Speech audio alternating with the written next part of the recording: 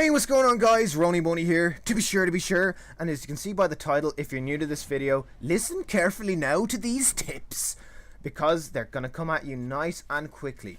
Now, as you see, I'm actually playing a free-for-all myself to go through tips on how to get better at Halo, because my idea of getting better at Halo is to play free-for-alls. One, because you can get comfortable being by yourself. You can learn how you want to play. You learn a lot of good spawns as well.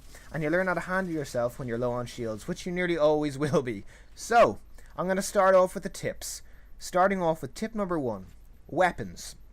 Choose the appropriate loadout weapon. Okay, you want to choose a gun that you're going to be using. Look, if you're in the long haul for this, you want a gun that you're going to be using for a good 2 or so years. That gun, in my opinion, right now, I'm not saying there won't be patches, but right now, it's the DMR. Because you don't have to hit as many bullets as you do in the other ones, and you can still get fast kills. And because the range is really, really far. It has the farthest range in the game. That's what you want. You want to be able to get kills near, far, wherever they are. That was gay. And, guys, the DMR is just a cool looking weapon. Would you not agree? It's a cool looking weapon, cool sounding weapon. I thought Reach was okay, and I liked the DMR and Reach. So that's initially why I went with the DMR. I went back to the BR for a while because I played a lot of Halo 3. But, guys, coming from me, the DMR is a lot better. Okay, so I'm going to break down some of the other weapons that are popular. Now, the only other ones that are really popular, I won't touch on the Covenant Carbine. But the other weapons that are popular are the BR and the light rifle. Now, the BR kills in 5 shots. It shoots in 3-round bursts, kills in 5 shots. 4 shots to the body, 1 to the head.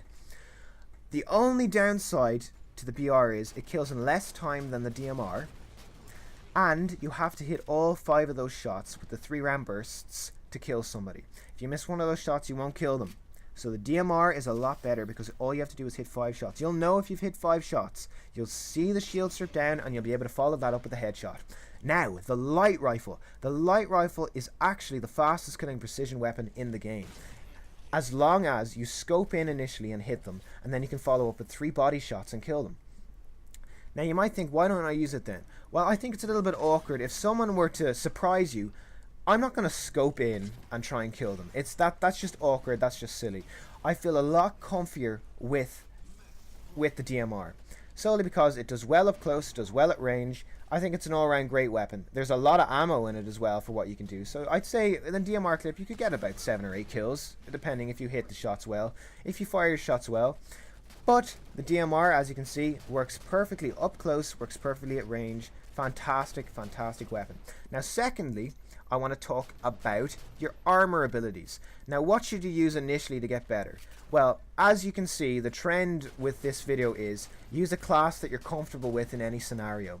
So, I would not recommend using armor abilities like Hard Light Shield, Camo, Regeneration Field, and Auto Sentry. What I would recommend specifically is to use Jetpack or Promethean Vision. Jetpack or Promethean Vision is really going to help you out. Promethean Vision is going to be great in a free-for-all to see what people are doing, you know, if they run under stairs like that, to see if they're actually dead or not. And the Jetpack will be great to get to places really quickly, because in a free-for-all, a lot of the time you won't be killing someone with full shields. You'll be killing someone who's had a few shots put into them. That kind of thing, that kind of engagement that just happened there, does not usually happen. It doesn't usually happen. And usually when those engagements happen, like right there, you usually trade kills, or one person barely escapes with their life. It's not just a clear whitewash of kills.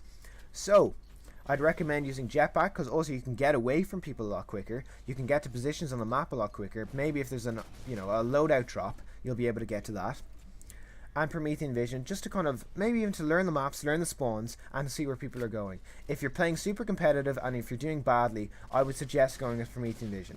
Usually, I kind of go with Promethean Vision right off the get-go, but I've been using Jetpack lately in other gameplays, and I've been doing quite well with it, and if I'm having a hard time, I'll switch to Promethean Vision, and it just makes life a lot easier for me. I can time my nades around corners, people can't do anything about it. So, that's what I would recommend. Another thing I would recommend is actually really getting comfortable dying a lot.